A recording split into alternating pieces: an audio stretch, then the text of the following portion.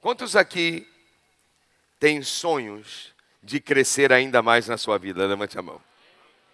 Você acredita que realmente Deus te chamou para fazer parte de algo que dá certo ou não? Você já participou de algum empreendimento de sucesso? Você já participou de algum projeto que realmente trouxe grandes resultados, grandes conquistas? Eu acredito que sim. Aliás, sucesso é uma coisa que está no coração de cada pessoa. Uma vez eu fui no banco. E aí quando a gerente me reconheceu, ela disse assim: "Oh, o pastor está aqui, vem cá." E era o final de expediente, ela disse assim: "O senhor pode esperar fechar o banco?" E eu disse: "Para quê?" E ela disse assim: "Para você orar aqui por nós." E eu disse: "Claro, posso orar." Aí eu fiquei ali esperando, daqui a pouco terminou, todo mundo saiu, chamaram todos os funcionários e os gerentes ali, e a gente deu a mão. Daqui a pouco eu fiz uma pergunta: "Qual é o seu pedido de oração? Já que eu estou aqui, o que é que você quer?" E um falou, e chegou uma menina, ela disse assim: "Eu quero sucesso, sucesso, sucesso, sucesso, sucesso." Eu olhei assim para ela e disse: "Amém, amém." Eu nunca mais me esqueci desse dia. A expressão dela. Eu acho que sucesso é o desejo de todo ser humano, não é? Aliás, eu nunca encontrei alguém na vida que dissesse assim: "Meu sonho um dia é falir."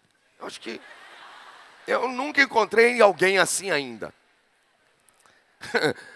Mas a gente sabe que para construir algum êxito existem degraus, existem passos firmes e estratégias corretas.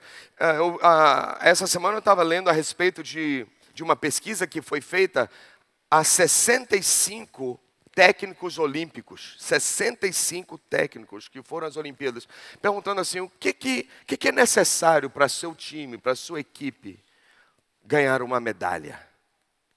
E foram várias respostas, mas 3 mais comuns. Agora, teve uma resposta que foi assim, batata, que todo mundo praticamente falou a mesma coisa. O que é preciso para seu time, sua equipe ganhar uma medalha? E os técnicos disseram: coesão da equipe.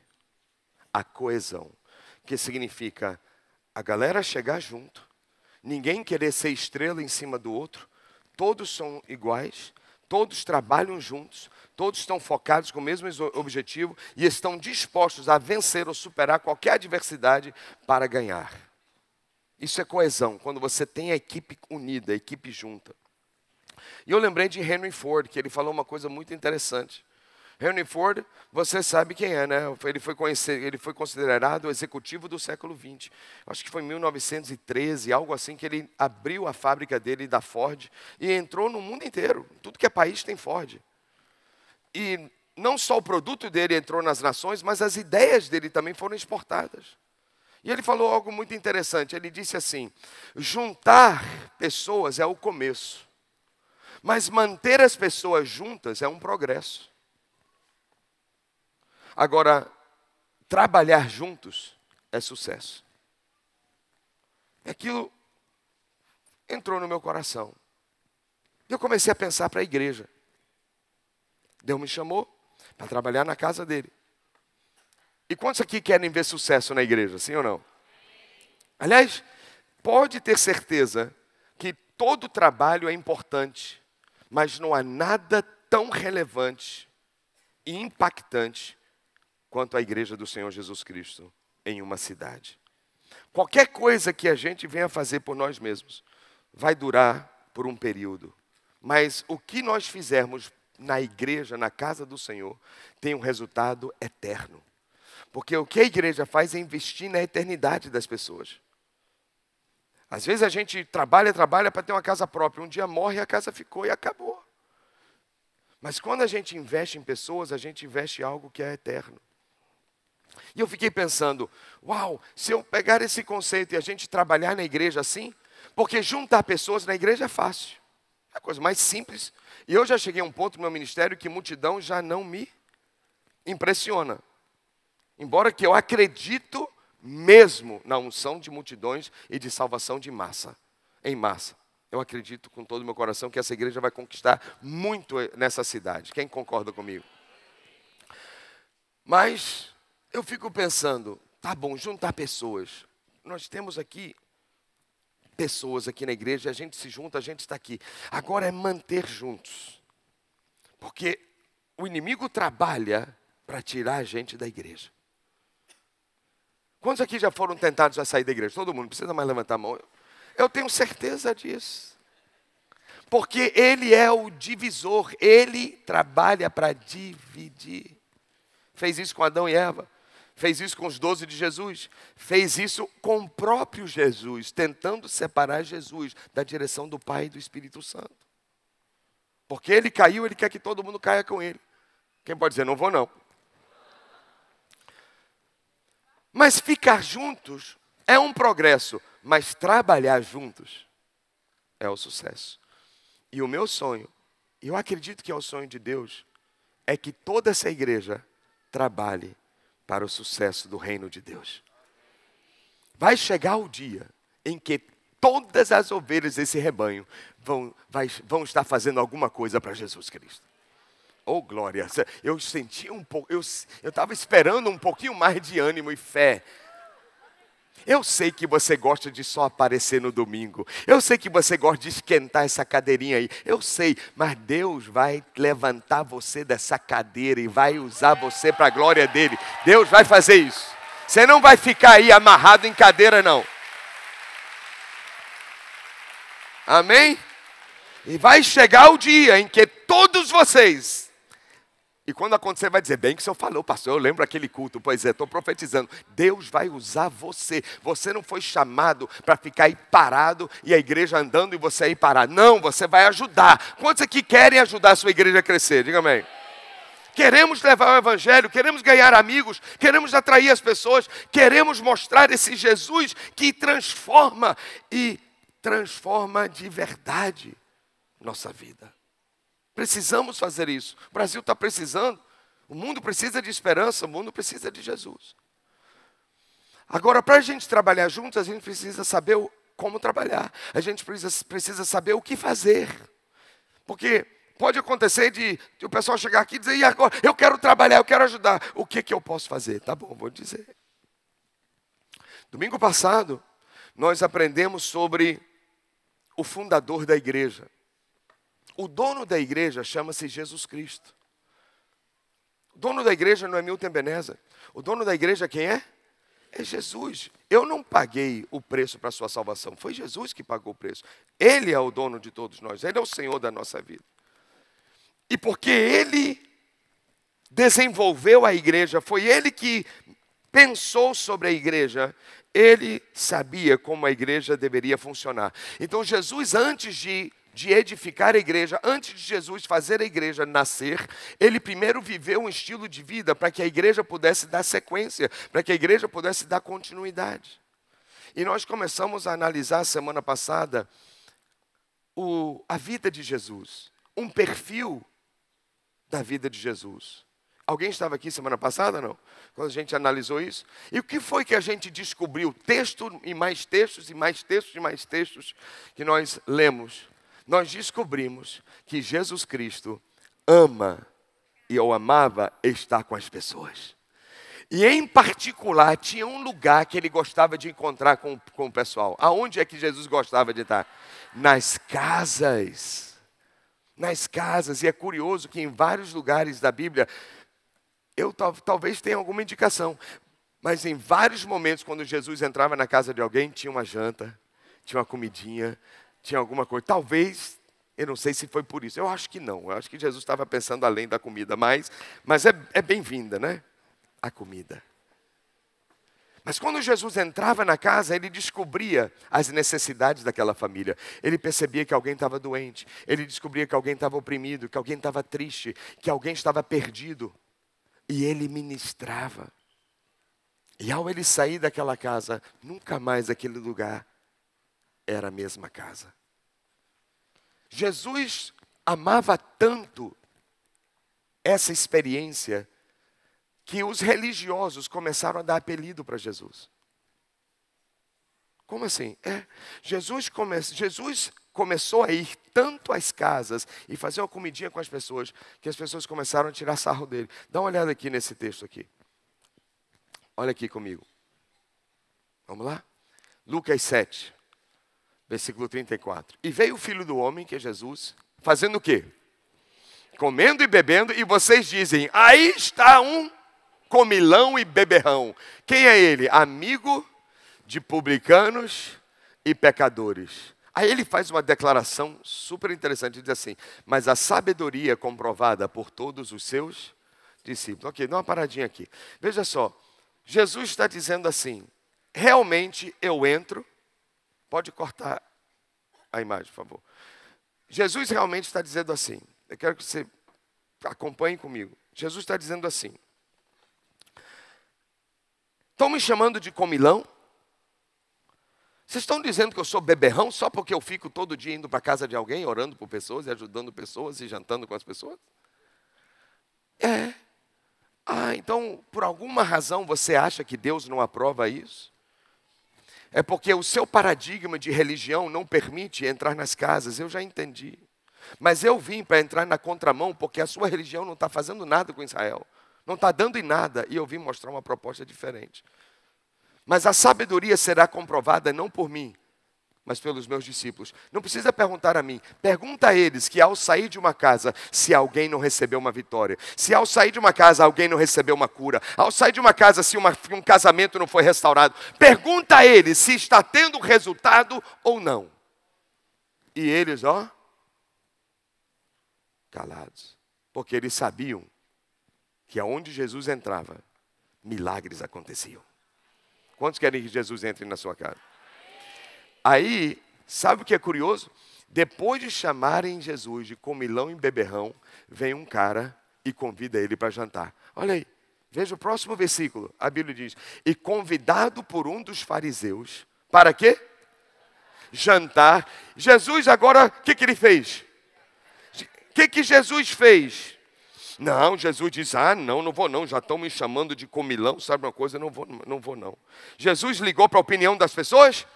Eu recomendo que você também não ligue para a opinião das pessoas. E ele foi à casa desse fariseu, e foi lá e foi logo para a mesa, não foi nem para a sala, foi para a mesa. E ele disse, eu vou sentar aqui, porque é aqui que o negócio fica bom. Esse é o nosso Jesus. Eu tenho certeza, mas eu tenho certeza que se Jesus estivesse em carne e osso, hoje aqui em Salvador, ele ia se oferecer para ir para a sua casa. Que ele ama isso. Ele amava isso.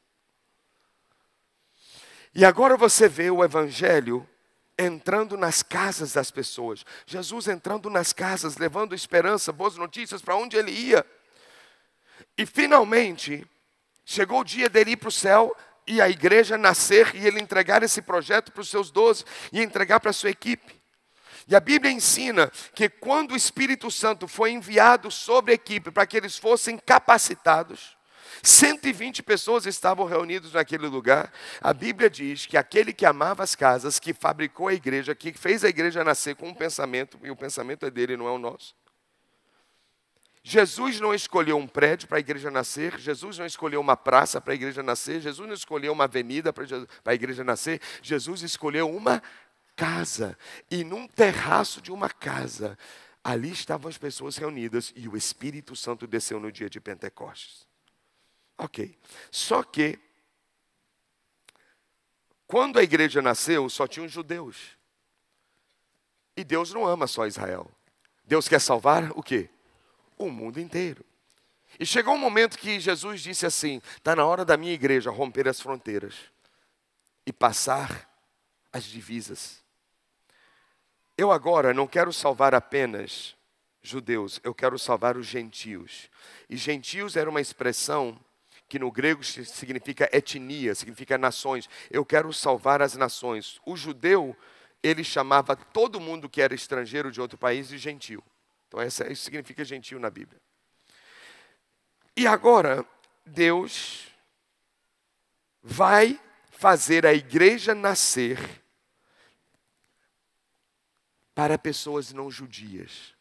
Pensa comigo agora.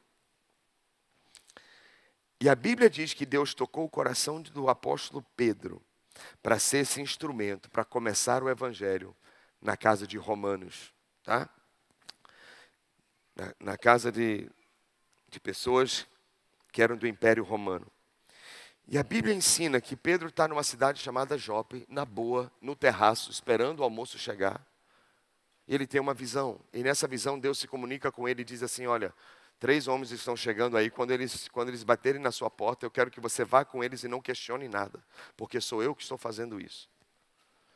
E quando Pedro termina a visão, e literalmente as pessoas batem na porta, 3 homens estão ali, e eles disseram assim, olha, nós somos servos de Cornélio. Cornélio, ele é centurião da guarda romana, e ele recebeu a visita de um anjo. E já que apareceu no telão, deixa eu ler aqui com vocês. A Bíblia diz assim, viemos da parte do centurião Cornélio. Ele é um homem justo e temente a Deus, respeitado por todo o povo. O que aconteceu agora? Diga, um santo anjo lhe disse que o chamasse para onde? A sua casa, para que ele ouça o que você tem para dizer. E lá no versículo 44, a Bíblia diz que finalmente Pedro chegou lá e ele começou a pregar. E enquanto Pedro ainda estava falando essas palavras, o que aconteceu, igreja? Vai lá, diga, o Espírito Santo desceu sobre todos, os que ouviam a mensagem. E os judeus convertidos que vieram com Pedro ficaram admirados de que o dom do Espírito Santo fosse derramado até sobre quem? Os gentios. Como eles sabiam que o dom do Espírito Santo foi derramado? Olha a evidência. Próximo versículo. Pois os ouviam falando em línguas e exaltando a Deus. Ok. Eles ficaram admirados, dizendo, uau, esses não-judeus estão recebendo a mesma bênção que nós judeus recebemos no Pentecostes. Que incrível isso! Então Deus não está salvando só Israel. O coração de Deus é grande mesmo. Ele quer salvar todas as nações. Então Deus derramou o Espírito Santo sobre os judeus e falaram em línguas em uma casa. Quando ele quis salvar os não-judeus, ele derramou o Espírito Santo sobre romanos, que não foi num prédio, não foi numa praça, não foi uma avenida. Onde foi que o Espírito Santo desceu? Em uma casa. Isso não é coincidência. E eles começam a falar em línguas. E agora Deus diz, Israel está sendo cuidado, mas tem muitas nações que precisam ouvir. Eu vou procurar um homem que seja audacioso, corajoso, intrépido, para ir às nações e pregar o Evangelho. Quem lembra quem foi que Deus achou? Para ir às nações, quem foi? Paulo, o apóstolo Paulo. Só que Paulo ainda não era convertido, ok? E aí Deus pensa, olha como Deus raciocina. O dono da igreja diz, eu amo estar com pessoas, eu amo entrar nas casas, eu quero que a minha igreja seja uma igreja nas casas. Por isso que ela vai nascer numa casa, tanto para os judeus, tanto para os não-judeus. Agora eu preciso de alguém para ir às nações, para levar essa visão. Para dar continuidade, como é que eu vou fazer? Eu preciso de uma experiência que seja marcante, para que esse homem entenda a importância das casas. E Deus diz, já sei. Saulo, com raiva de crente, já conheceu alguém assim, não?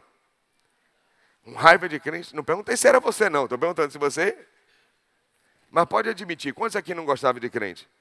Pois é, Deus pega a gente direitinho, né? Saulo não gostava de crente. E a Bíblia diz que ele pediu autorização para sair da sua jurisdição, para prender crentes em outro país. Imagina. E ele agora está a caminho de Damasco. Damasco não é Israel, Damasco é Síria. E ao ele ir a Damasco, ele tem uma experiência sobrenatural. Uma luz aparece na frente dele, ele cai no chão, ouve uma voz e ele diz, quem está falando comigo? E a voz diz, eu sou Jesus, por que você está me perseguindo, Paulo? Paulo fica trêmulo. Daqui a pouco a voz some. E quando ele percebe, ele está cego. Ele não está enxergando nada. E tiveram que conduzi-lo, segurando as mãos dele, e levaram ele para dentro de uma casa. 3 dias ele fica cego. Ele resolve não comer. Ele diz, isso aqui é sério demais. Não estou nem com fome. E ele jejua. E ele fica 3 dias de jejum, 3 dias sem enxergar, processando a cabeça dele. O que é isso que eu estou experimentando? Eu ouvi a voz de Jesus. E ele começa, como era um tremendo conhecedor do Velho Testamento, ele começa a enxergar as profecias em relação a Cristo, em relação a Jesus. Durante esse processo, Deus fala a um homem em uma outra casa, e o nome desse rapaz é Ananias. E Deus diz: Ananias, eu tenho uma missão para você. Sim, Senhor, pode falar. Eu quero que você vá para aquela casa, o endereço tal, rua tal, número tal. E eu quero que você chegue lá, porque lá está o meu servo Saulo. Eu quero que você vá lá e faça 2 coisas. Tá? O quê? Aí a Bíblia diz aqui, veja o texto que fala da conversão de Saulo. Então Ananias foi e entrou aonde? Na casa. E pôs as mãos sobre Saulo e disse: irmão Saulo, o Senhor Jesus que lhe apareceu no caminho por onde você vinha, enviou-me para que você, o quê? 2 coisas, volte a ver e o que mais? Seja cheio do Espírito Santo. Olha que tremendo isso.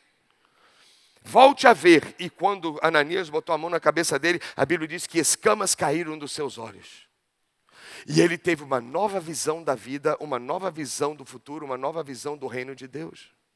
E ele foi cheio do Espírito Santo, algo que ele nunca tinha experimentado antes.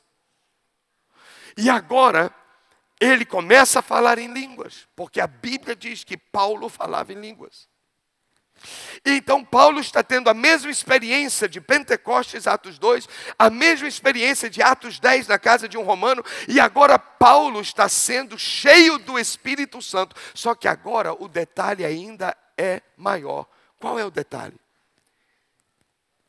É porque agora Paulo está sendo cheio do Espírito Santo em um lugar que nem Israel é. Como assim? Deixa eu mostrar como o judeu pensava. O judeu, por gerações e gerações e gerações, ele tinha um conceito. Deus só habita em uma cidade da terra. Qual é? Jerusalém. E na cidade de Jerusalém só tem um lugar que Deus entra. Onde é? No prédio, no templo. E nesse lugar só pode ter uma pessoa que pode experimentar aquela presença, que é o sumo sacerdote. Acabou. O sumo sacerdote. E agora, Paulo está fora de Jerusalém, ele está fora de Israel, ele não está num prédio, não está nem no templo, e agora ele está numa casa, recebendo a glória de Deus, como descia sobre o tabernáculo nos dias de Moisés, como descia nos dias de Salomão, no templo que foi construído em Jerusalém, e agora a teologia dele fica bagunçada, está um confronto teológico nele muito forte, porque ele diz: como é possível Deus descer sobre alguém com a glória dele, que não é em Jerusalém e nem no templo? Até aqui estão me acompanhando? Mas a experiência dele é muito forte. Se você já foi batizado com o Espírito Santo, você sabe do que eu estou falando. E ele, ao ser batizado com o Espírito, ele diz: uau, quer dizer que Deus pode entrar numa casa? Quer dizer que Deus pode manifestar o poder dele fora de Israel? E Deus está dizendo: é exatamente isso que eu quero que você entenda, Paulo. Porque para isso eu estou te chamando, para você ir fora de Israel e levar a minha presença e a minha glória às nações. Paulo agora, com esse entendimento, começa a ser um apóstolo, um missionário. E Deus o usa poderosamente. E por que Paulo teve uma experiência tão real com as casas, que ele diz: eu vou continuar com esse mistério.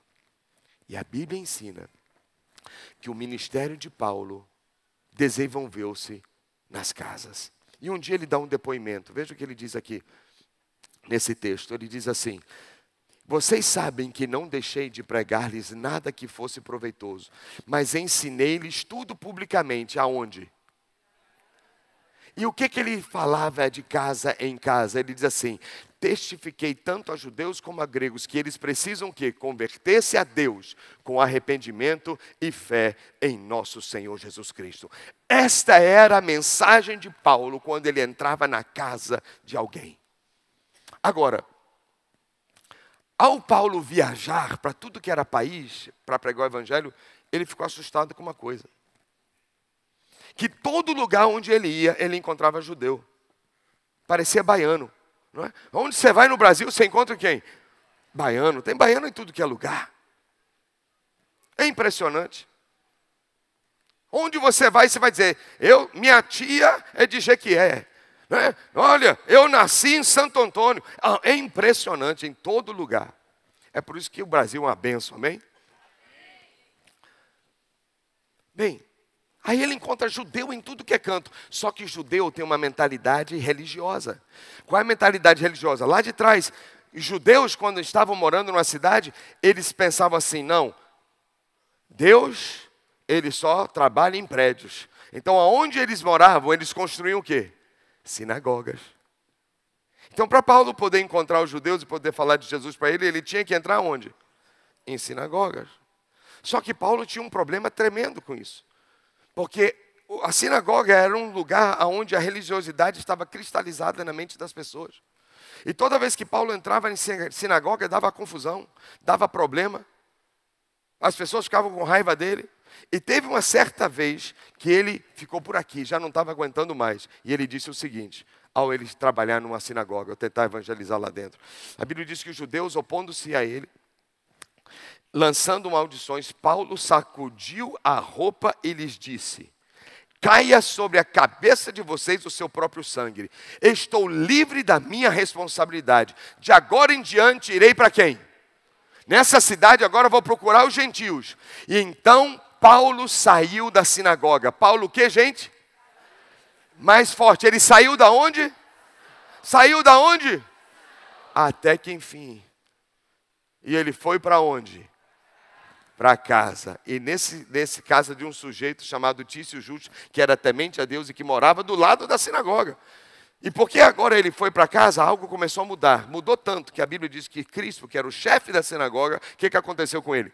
Creu no Senhor e ele toda a sua casa. E dos coríntios, que é da cidade dos coríntios, não é corintiano não, tá bom? E da cidade dos coríntios, os que ouviam, a Bíblia diz, muitos criam e eram... Quantos criam? Quantos? Então preste atenção, enquanto Paulo estava na sinagoga, pouco fruto, pouco resultado, poucas pessoas acreditando, muita luta, muita oposição. Quando ele diz, chega disso, eu vou para casa. Quando ele... Onde era a casa de Tício? Onde era? Então aqui, nesse território de tantos metros quadrados, luta, dificuldade, oposição, crítica, fruto zero. Deu um passo.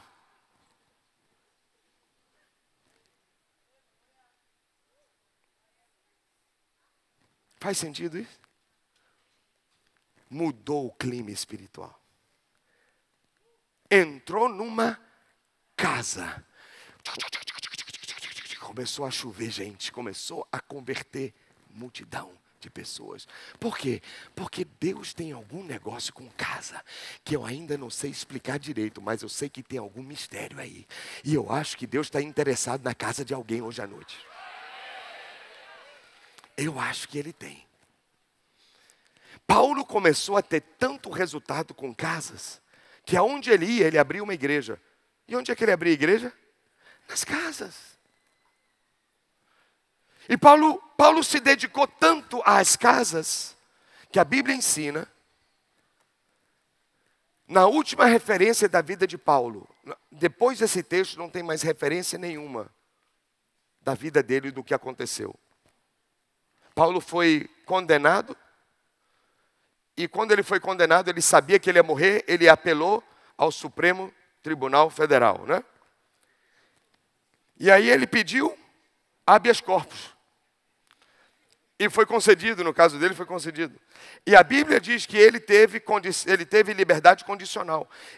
E para ele poder ser julgado no Supremo Tribunal Federal, ele teve que viajar para a capital do Império, para Roma. Então agora ele chegou em Roma, está na Itália, esperando o dia do julgamento dele, mas esperando em liberdade. Ok? E o que foi que Paulo fez? Olha só o que a Bíblia diz. A última referência da vida dele é essa aqui. Por 2 anos inteiros, Paulo permaneceu aonde? Na casa. Que casa era essa? Uma que ele alugou. E ele recebia todos os que iam vê-lo. E o que ele fazia na casa? Vamos juntos? Pregava o reino de Deus. E o que mais? Ensinava a respeito do Senhor Jesus. De que forma? Abertamente e sem impedimento algum. Tremendo isso. Paulo cria tanto nas casas que ele terminou o ministério dele em uma casa. Agora, a Bíblia diz que a casa foi alugada, não foi? E que cidade que ele está mesmo? Roma. E você sabe que naquela época, Roma era a cidade, velho. Não tinha nada no mundo inteiro parecido. Um coliseu gigante, 50.000 pessoas reunidas. Não havia estrutura no mundo inteiro como havia arquitetura e estrutura em Roma. Palácios, anfiteatros, salões. Era uma coisa linda de se ver. A história diz que as pessoas entravam em Roma e andavam de cabeça para cima, de tão grande que eram as construções. Então, com certeza, se fosse eu, no lugar de Paulo, se fosse eu, com a minha mentalidade antiga, sabe o que eu ia fazer? Eu ia achar um salão bem grande. E eu ia fazer cultos de avivamento todas as noites eu ia fazer avivamento. Ia achar o maior salão de Roma para encher de gente. E aí eu ia fazer o culto da quem quer casar na segunda, o culto da terça quem quer emprego, e o culto da quarta para quem quer libertação, o culto daqui, e todo dia eu ia encher de culto. Porque essa é a minha maneira religiosa de pensar. Mas Paulo, por mais que tinha salão disponível e lugares imensos, ele não alugou o salão para culto. Não é incrível isso? Porque Paulo teve uma experiência em casa. E ele entendeu que o criador da igreja gostava de casa. E ele encerrou o ministério dele alugando uma casa. E ficou 2 anos marcando a vida das pessoas. Por que que Deus quer tanto trabalhar com casas? Eu tenho uma noção. Com certeza o ministério é muito maior, mas eu tenho uma ideia. Eu acho que Deus quer tanto trabalhar com casa, sabe por quê? Porque Deus tem interesse com a sua família. Deus quer trabalhar tanto nas casas, porque o desejo de Deus é salvar a família de todo mundo. Deus quer salvar famílias inteiras. E eu creio que a gente vai experimentar isso aqui. Que eu e a minha casa. Quem crê pode louvar o Senhor Jesus. Eu creio nisso. Deus quer salvar a sua família. E eu vou te mostrar na Bíblia agora. Pessoas que abriram a casa para Deus. E como resultado, Deus salvou a casa inteira. E eu vou dizer isso para você agora, profetizar sobre você. Deus vai salvar a sua casa, irmão. Quem recebe? Aleluia. Você sente, obrigado, apóstolo. Já estava esperando uma palavra profética para quitar meu financiamento. Não. Não estou falando disso. Deus vai salvar a sua casa, estou falando o quê? Deus vai salvar a sua família. Então, mas receba a bênção do financiamento quitado também. Ele vai salvar sua família. Olha aqui o resultado de alguém que abriu a casa e o resultado terminou com toda a casa salva. Dá uma olhadinha aqui nesse texto. Cornélio, nós já vimos hoje à noite. Pedro começa a falar da experiência do que ele teve depois que tudo aconteceu. E Pedro diz assim, ele nos contou como o anjo lhe tinha aparecido em sua casa e dissera, mande buscar lá na cidade de Jope a Simão chamado Pedro, e ele lhe trará uma mensagem por meio da qual serão salvos, receba você e todos os da sua casa. Meu Deus, eu creio nisso. Eu creio nisso. A Bíblia diz que um anjo, quem pode dizer anjo? Anjo, gente, pensa num anjo. A Bíblia diz, o anjo veio com uma mensagem de Deus. Ele atravessou o terceiro céu, desceu ao segundo céu, entrou na atmosfera dos homens e visitou um ser humano para trazer uma mensagem, dizendo, eu vim aqui em nome do Criador e eu tenho uma mensagem para dizer para você, Cornélio, Deus quer salvar toda a sua casa, mas para salvar a sua casa, abra a sua casa, que toda a sua casa será salva. A boca de um anjo. Deus mandou um anjo para trazer uma mensagem dos céus, dizendo, abra a casa, que a família será salva. Quem toma posse disso? Ai, bem que um anjo podia falar para mim a mesma coisa. Aqui o anjo na sua frente, aqui ó. Eu estou sendo um anjo de Deus aqui para você. Abra a sua casa, que toda a sua família vai ser salva. Ele disse, mas cadê a asa? Está aqui, ó, aqui a minha asa. Aqui, ó. Anjo significa mensageiro. E eu estou sendo o que hoje? Um mensageiro de Deus. Segunda família que foi salva porque abriu a casa. Dá uma olhada agora aqui. Lídia, uma mulher desconhecida. Mas se tornou agora famosa por toda a eternidade. Por causa desse alto que ela fez. Tendo sido batizada, bem como os da sua casa, toda a casa foi batizada, foi salva então. Ela nos convidou dizendo, se os senhores me considerarem uma crente no Senhor, venham ficar em minha casa. E nos convenceu. A Bíblia diz que Paulo e Silas ficaram na casa delas e começaram a fazer um trabalho ali. De repente eles foram presos. E depois de um tempo, a Bíblia diz que saíram da prisão. Paulo e Silas foram para onde? Voltaram para a casa de Lídia e o que encontraram lá? A família? Não, agora encontraram quem? Os irmãos em Cristo. A casa de Lídia passou agora a ser o encontro dos irmãos da igreja. Quem pode dizer amém? E porque Deus viu que Lídia tinha um coração para abrir a casa, Deus foi e salvou toda a família. Vou te dar mais um, talvez dois não foi suficiente. Vou te dar mais um exemplo. Um carcereiro, no mesmo contexto, no mesmo capítulo. Enquanto Paulo estava preso, a Bíblia diz que eles começaram a cantar e a louvar, e de repente veio um terremoto e estremeceu aquele lugar. E todos foram soltos, os prisioneiros, e Paulo começa a pregar. E agora ele prega um versículo muito conhecido, que todo mundo conhece. E eu gostaria que vocês lessem bem alto comigo. E eles responderam, vamos lá. Creia no Senhor Jesus Cristo, e serão salvos você e os da sua casa. E aí a Bíblia diz que eles pregaram a palavra de Deus, pregaram a ele, ao carcereiro e a todos os da sua casa. E naquela mesma hora da noite, o carcereiro lavou as feridas de Paulo, porque ele foi açoitado, e em seguida, ele e todos os seus foram batizados e os levou para a sua casa e serviu-lhes uma refeição, e com todos os da sua casa alegrou-se muito por haver crido em Deus. Mais uma experiência de uma família inteira sendo batizada, porque abriu a sua casa. Quantos aqui querem abrir sua casa para o Evangelho entrar? E eu estou aqui para dizer a você, para a gente ter uma família salva, basta crer. Mas para acelerar a salvação, basta abrir a casa. Você ouviu ou não?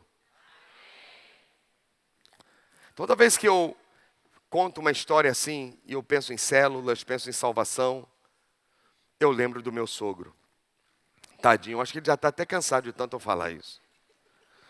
Mas, ó ser humaninho difícil era o meu sogro. Eu nunca tive problema com a sogra. Interessante. Mas meu sogro, ele não gostava de crente. E imagina, um seminarista, pré-pastor, que nem pastor, né? Queria casar com a filha dele. Olha que conflito para ele. A coisa era tão grave que ele proibiu orar dentro de casa. Nem oração ele não queria mais. E você sabe quanto tempo a minha sogra teve que esperar para esse bendito homem se entregar a Deus? 15 anos. 15 anos orando escondida, orando na casa dos outros, orando em todo jeito, e toda hora convidando ele para vir para a igreja. E 15 anos ele dizendo, não vou, não chame mais, não quero ir. Assim, 15 anos. Você tem ideia de quantos congressos em 15 anos a igreja fez? Conferência a igreja fez? Atividade, aniversário e sei lá mais o quê? Nada. E você sabe que tem um monte de gente assim na cidade? Que tem algum preconceito com igreja, com instituição, com prédio, com... Não. Só que quando essa igreja decidiu ir na contramão da religião, quando a gente decidiu voltar aos princípios do Novo Testamento, e não sermos apenas uma igreja que só quer se reunir em templo, e diz, olha, Deus iluminou a gente. E Deus estava dizendo assim, olha, eu não tenho mais 10 anos para ficar esperando as pessoas se aceitarem Jesus, não. Eu não tenho mais 15 anos para ficar esperando a sua casa se converter, não. Você não quer vir para a minha casa? Então eu vou até a sua. Foi o que o Senhor fez. E mexeu com essa igreja para a gente começar a abrir células. E começamos a abrir 30 células, 70 células, 100 células, 400 células. E a gente foi... Quando a igreja começou a abrir as casas, não só meu sogro se converteu, mas uma multidão de pessoas vieram à casa do Senhor, como nunca se viu antes na história. É incrível isso. E o jeito que Deus pegou meu sogro foi assim. Ele não queria ir para a casa de Deus, mas ele aceitou ir para a casa de um amigo.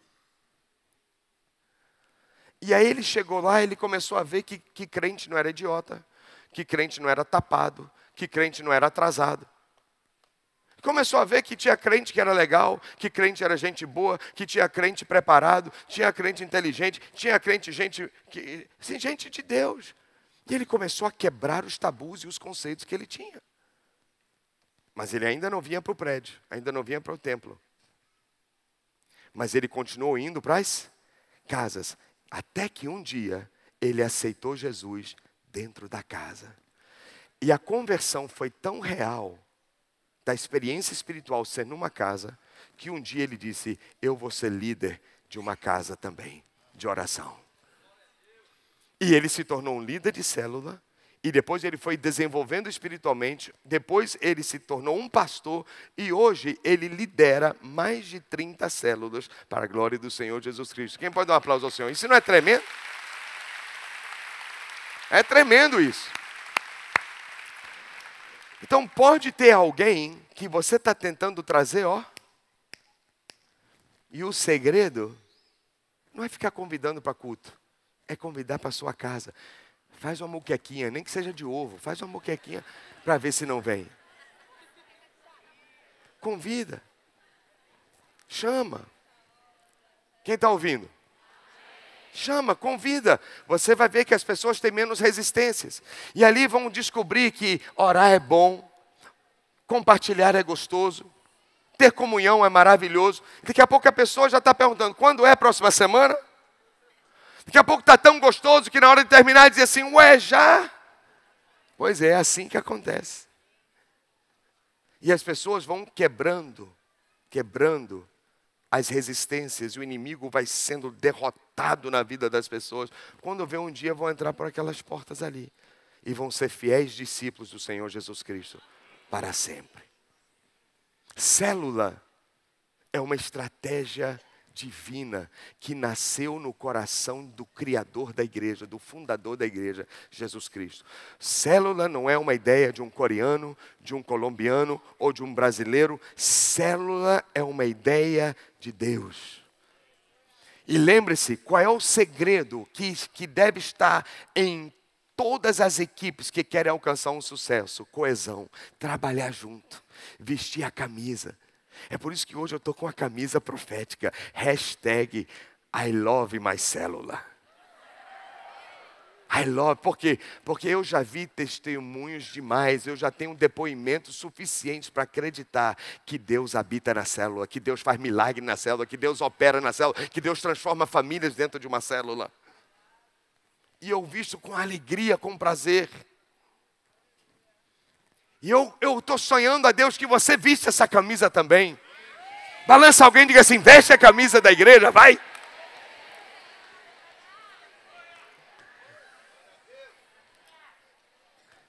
Quantos aqui querem abrir sua casa para o Senhor? Oh, glória. Agora, para terminar, vamos concluir. A importância de uma célula. A importância de uma célula. Vamos aqui rapidinho entender. Primeiro, número 1, célula é um lugar para quê, gente? Para os parentes e os amigos. Foi o que o Cornélio fez. O que mais que célula é? Vamos em voz alta. Lugar de orar pelos irmãos. Foi o que aconteceu em Atos 12:12. O que mais? Número 3, célula, lugar de ensinar a palavra. Foi o que Paulo disse. Eu ensinei tudo, de casa em casa. Número 4, célula também é um lugar de quê? Ser discipulado. Aqui, Priscila e Áquila pegam Apolo e ensinam ele a palavra de Deus. Número 5, célula é um lugar de ser encorajados. E quantos aqui precisam ser encorajados? Digo amém. E onde é um lugar ideal para ser encorajado? Na célula.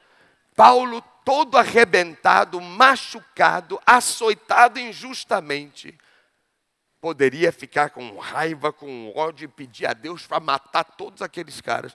Mas não, ele entrou numa célula. As pessoas oraram por ele. Ele ficou calmo. Tem gente que está precisando ficar calmo. Vai para a célula. E aí, quando ele foi encorajado, ele começou a perdoar as pessoas.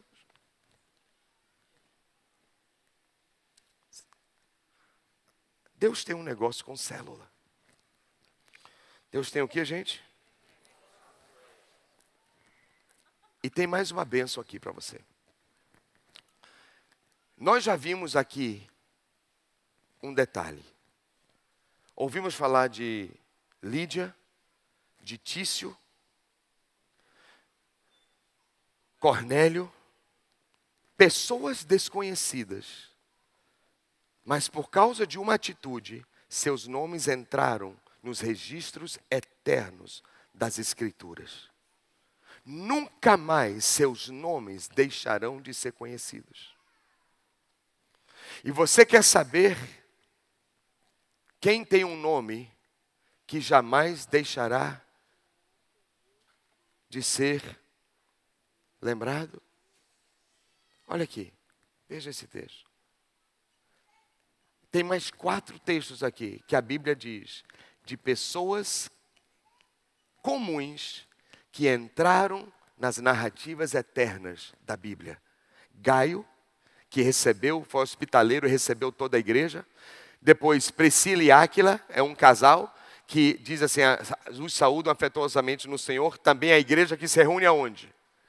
Na casa deles. Quem mais? Colossenses 4. Saúdem os irmãos de Laodiceia, bem como uma mulher chamada Ninfa. Quem é ela? A gente não sabe muito não, mas a gente só sabe que ela o quê?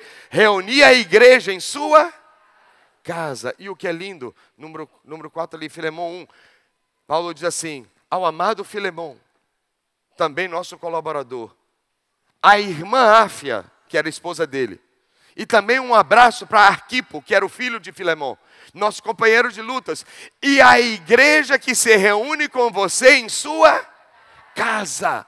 A Bíblia diz que essas pessoas abriram suas casas para o Evangelho e por isso tiveram seus nomes escritos para a eternidade, para serem lembrados e terão um galardão para todo sempre. Haverá uma recompensa poderosa para aqueles que abrem suas casas, não apenas na salvação da família, mas uma recompensa na eternidade.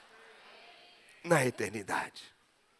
E eu quero agradecer aqui a você que abriu a sua casa para pregar o Evangelho.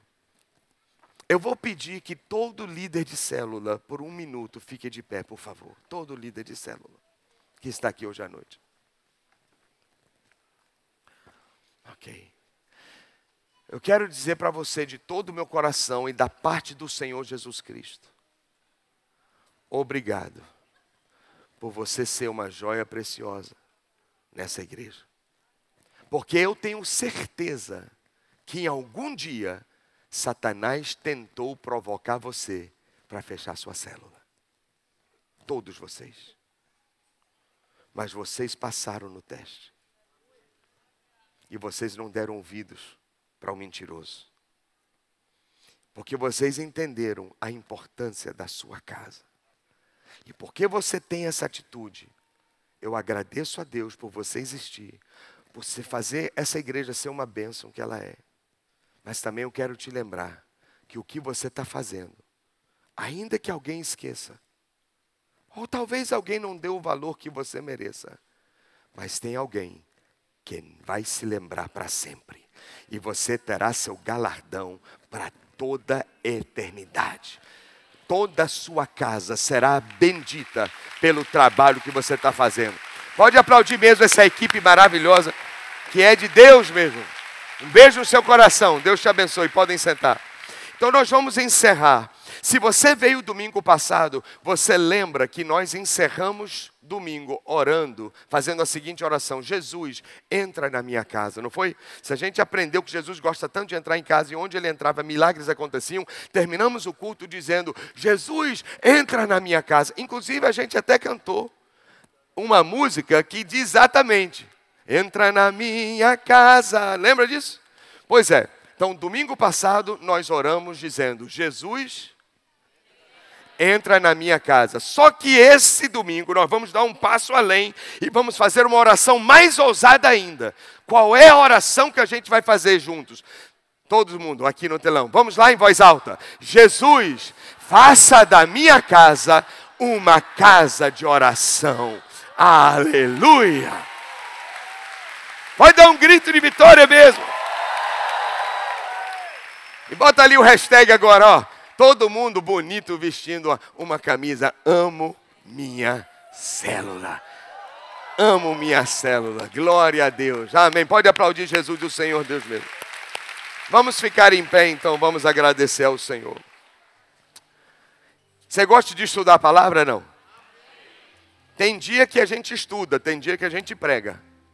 Tem dia que a gente ensina, tem dia que eu prego. Mas hoje foi um estudo. E eu acredito que Deus está querendo falar alguma coisa com a gente. Quantos aqui tem alguém na sua família que ainda não se converteu a Jesus? Levante a mão. Jesus da glória. De manhã foi a mesma coisa. Eu não sei se você entendeu a pergunta. Quantos estão aqui que ainda falta alguém da sua família se entregar a Jesus? É muita gente. Mas vai acontecer. E Deus está dizendo, para toda a sua casa se converter, você tem que crer. Crer no Senhor Jesus. Agora, para acelerar, tem um segredo. Abra a sua casa. Abra a sua casa. Para ali ter uma célula. Mas eu não sou líder ainda, não tem problema, você vai ser um anfitrião. Convide um líder para fazer uma célula na sua casa. Chame suas amigas, chame seus amigos. Vamos abrir as casas. Eu tenho um sonho, um dia, em todos os prédios da cidade. Eu sei que é um sonho doido, mas eu sei que tem muito prédio, mas um dia, em todos os prédios de Salvador, vai ter uma célula. Uma casa vai se abrir para falar de quão tremendo Jesus é.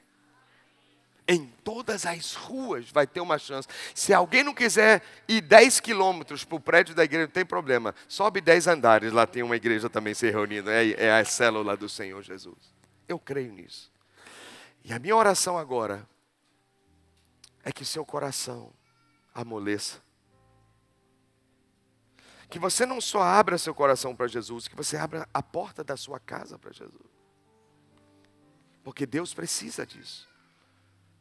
Para salvar primeiro a sua família e salvar as famílias que moram perto de você. Ele precisa de uma casa. Esta é a raiz do Evangelho, da igreja. É assim que ela funcionava. Se deu certo no Novo Testamento, vai dar certo aqui em Salvador. Amém? Então vamos orar. Santo Deus, eu sei que o Senhor está pensando em nossa família. O Senhor quer salvar nossa casa. E por isso que o Senhor nos ensinou 2 semanas a respeito do valor de abrir a casa para o teu Evangelho. Espírito Santo, faço 2 orações.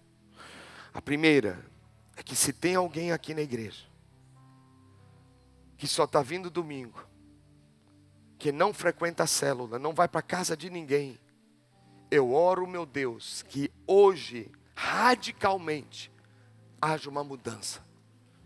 Que essa pessoa se convença, não por mim, mas pelo Senhor, de que ela precisa se conectar. Ela precisa entrar correndo na casa de alguém, fazer parte de uma célula. Segunda oração, ó Deus, é que todos dessa igreja desejem ter a experiência de uma casa aberta para o Evangelho. Faz isso, Senhor Deus. Faz isso. Quem pode erguer as mãos comigo agora? Bem levantadas para Jesus. Você consegue abrir seu coração para Ele? Você consegue abrir sua casa para Ele? Sonhe comigo com toda a sua família crente. Pense sobre isso agora. Imagine agora seu pai, sua mãe, seus filhos, seus irmãos. Pense agora, todos eles sentadinhos com você, aí perto de você. E eles estão como se fosse num culto agora, de mãos levantadas. Veja agora a sua família, até emocionada, uns chorando, cantando, adorando ao Senhor. Imagine isso, toda a sua casa, recebendo o Espírito Santo. O Espírito Santo está descendo sobre eles. Eles estão sendo tocados, transformados pelo poder de Deus.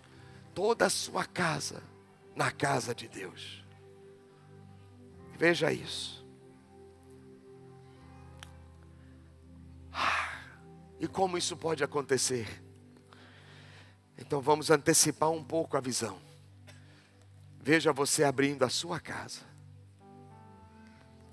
E a palavra de Deus está sendo pregada dentro da sua sala de casa. E pouco a pouco, dia após dia, alguém da sua família participa daquela reunião. E Deus começa a tocá-los. Deus começa a atraí-los, porque Deus sabe fazer isso. E começa a atraí-los. Daqui a pouco eles começam a frequentar a sua célula. E logo, logo, eles virão para esta casa.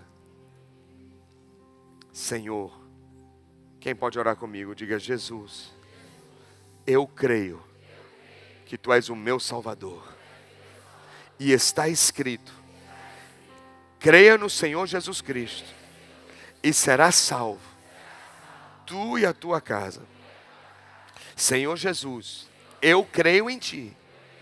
E agora eu creio que é uma questão de dias, de pouco tempo, minha casa Te conhecerá, será salva. E é mais do que isso, eu creio no que está escrito, que eu e a minha casa serviremos ao Senhor, e será para a Tua glória. Eu aguardo esses dias, Senhor. Minha vida Te pertence. Eu abro o meu coração e eu abro a minha casa. Pode entrar, Jesus. Faça da minha casa uma casa de oração. Amém, amém e amém. Quem recebeu a palavra hoje? Quem crê no futuro que toda a família vai ser salva? Amém.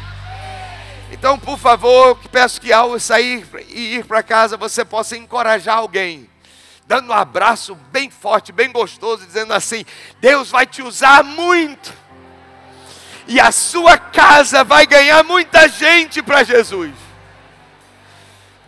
Abençoe essa pessoa, diga assim: rápido, abra logo a sua casa. Abra uma célula na sua casa. Deus te use. Salvador será crente. Vai tudo vir a crente. Quem crê, vai tudo vir a crente para a glória de Jesus. Deus te abençoe. Tenha uma boa semana em nome de Jesus. Shalom.